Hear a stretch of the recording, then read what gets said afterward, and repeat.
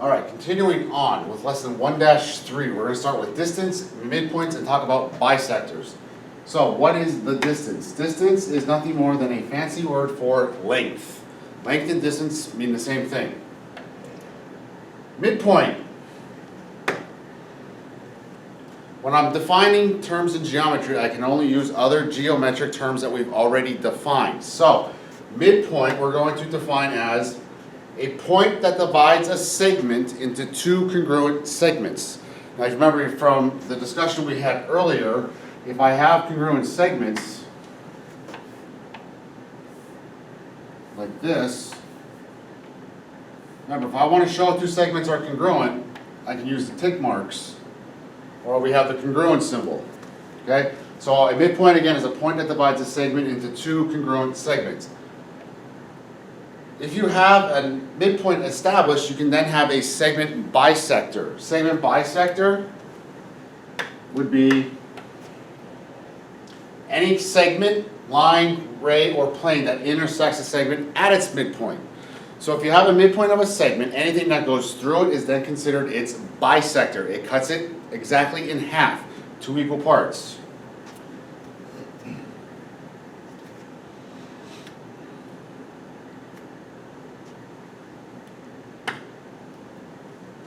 Distance formula. There's two formulas for the distance. There's one if I'm finding the distance on just a number line, or if I'm looking at the coordinate plane and talking about the x-y axis.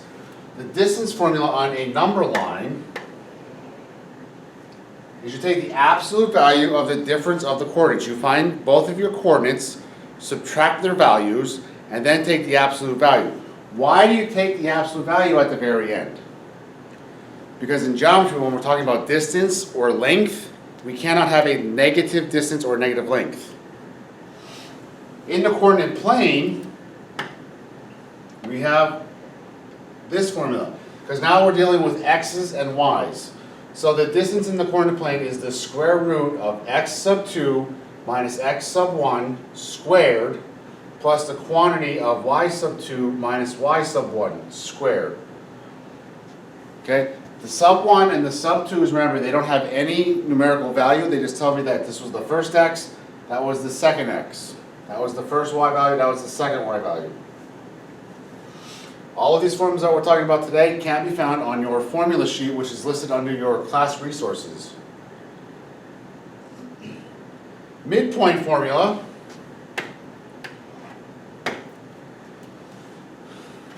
M for midpoint, x sub 2 plus x sub 1 divided by 2, comma, y sub 2 plus y sub 1 divided by 2. That's how you find your midpoint. You're going to find the middle of 2 points in the coordinate plane. That's it for definitions and formulas. We're going to move on and actually look at some examples. Okay, example 1. They want us to find the length of RS. Remember, if I have two capital letters with no symbol above it, that means the length of segment RS. Looking at my picture, I have some information already given to me. RT is 21.7. Also on my diagram, there's a tick mark here and a tick mark here. Remember, the tick marks mean these two segments are congruent. So if RT is 21.7, TS is also 21.7. They didn't ask for the length of TS, they asked for the length of RS. They want the whole thing. So if I want RS, I'm going to do 21.7 plus 21.7. And I'm going to get RS is 43.4. There were no units associated with what was given to me, so I don't have to worry about putting any units on my answer as far as feet or centimeters or anything like that. That's example 1. Example 2. Now, sometimes you're going to have to read the problem and get some clues from the words. Example 2. C is the midpoint of segment BD. That means C bisects it. It cuts it in half. C is the midpoint of segment BD. Find the length of BC. Okay? So first off, we're going to have to set up an algebra problem, solve it for x, and then plug it back in. If C is the midpoint, now they told me it's the midpoint, they also put these tick marks. If C is the midpoint, that means segment BC is congruent to segment CD. If my segments are congruent, that means their lengths are equal. Now, BC is 3x minus 2 equals CD is 2x plus 3. From there, we just do the algebra. Now, how you might do your algebra and how I might do the algebra might vary slightly, but we should get to the same answer.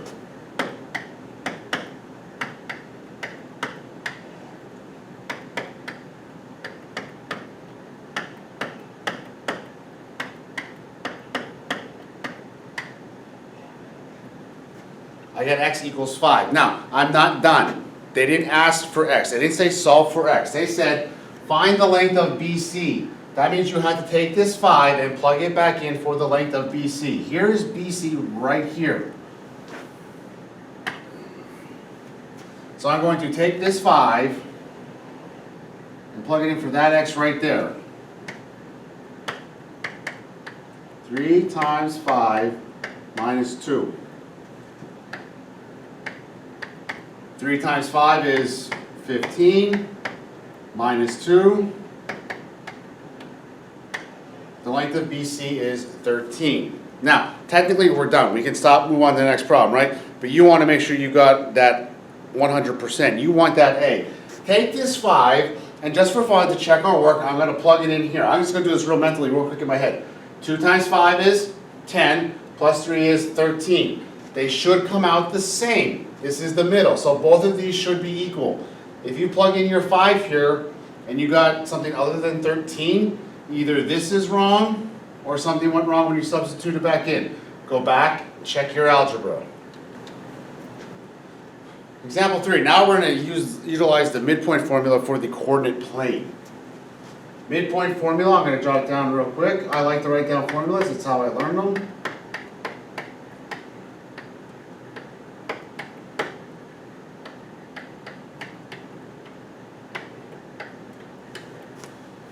Remember, midpoint is you add your x's divided by 2, add your y's divided by 2. There's your middle. So if the endpoints of segment PR are P is at negative 2, 5, and R is at 4, 3, find the coordinates of the midpoint. Now, what I like to do, even to this day, is I will label my coordinates.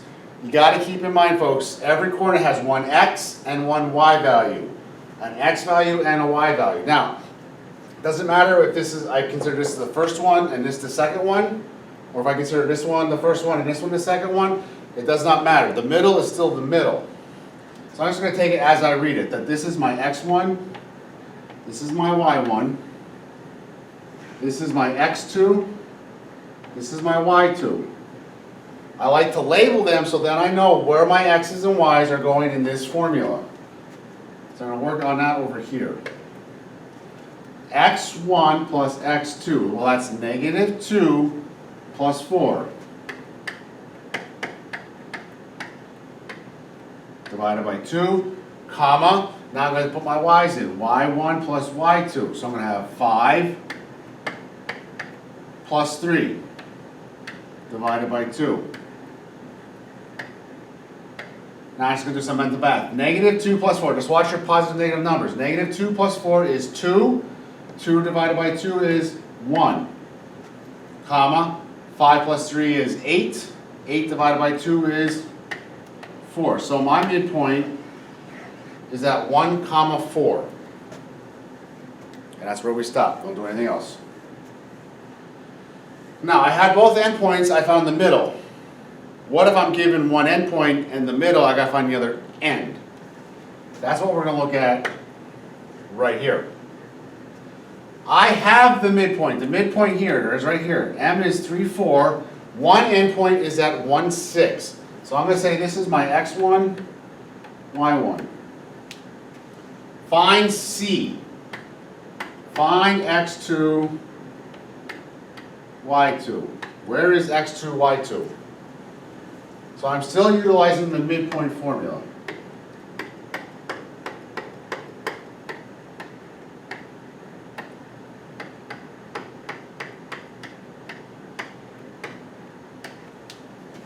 Notice though, I only have one x value to plug in, I only have one y value to plug in. So, plugging those in, x1 is 1 plus x2, because I don't know what that is, divided by 2, comma, I know my y1 is 6 plus y2 divided by 2. I don't know these values, but I do know where the middle is. So let's see if I put the midpoint down here.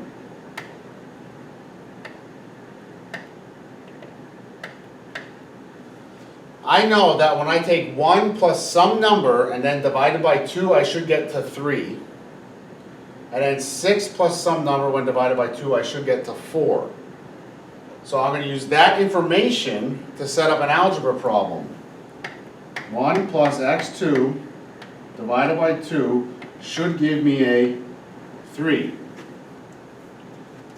6 plus some y value divided by 2 should give me a 4. Now I just have two separate algebra problems, one to find the x, one to find the y. So, in order to solve this, the first thing you want to do is get rid of this divided by 2. The opposite of division, divide, or multiply. 1 plus x2 equals 6. 1 plus what gives you 6?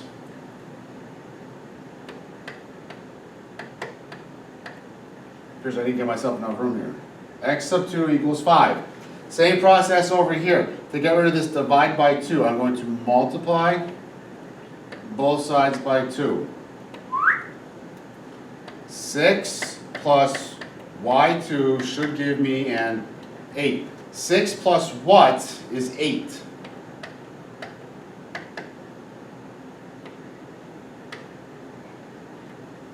So my x2 was at 5, my y2 is at 2, so C should be at the point 5, comma 2.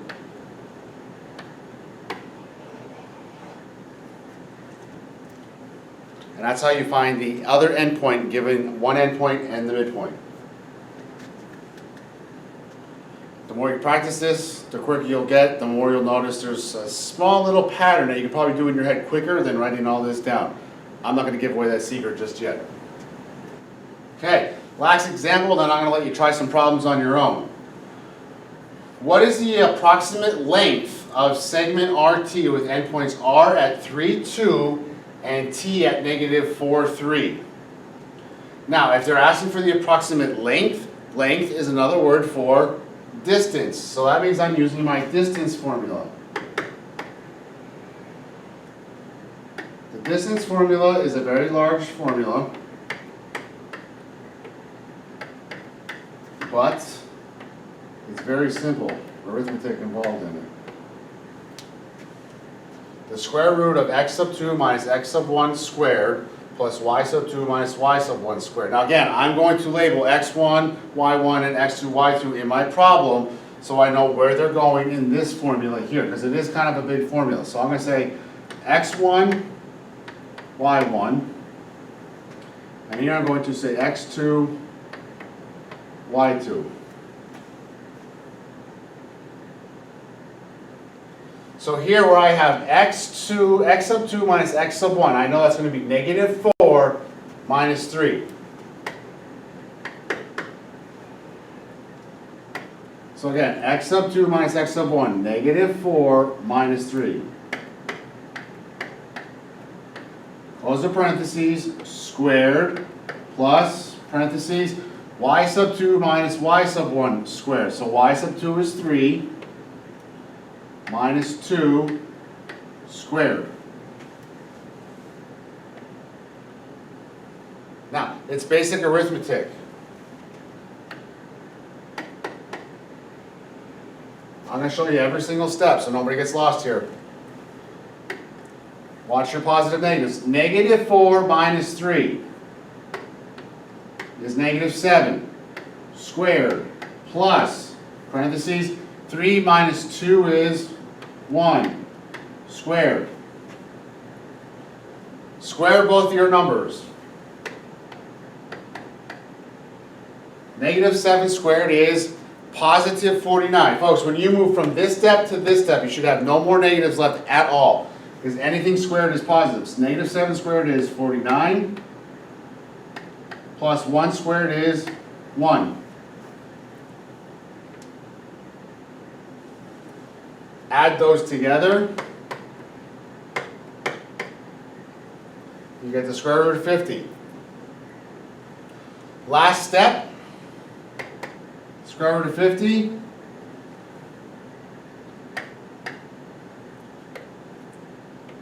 is approximately 7.1.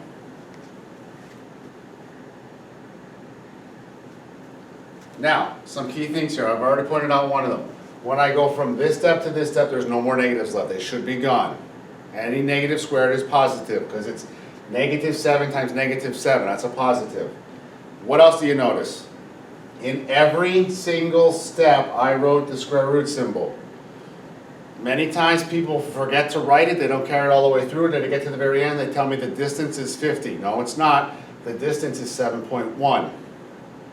Don't forget to take the square root at the end. You always take the square root at the end of the distance formula. Now, some problems for you to try on your own.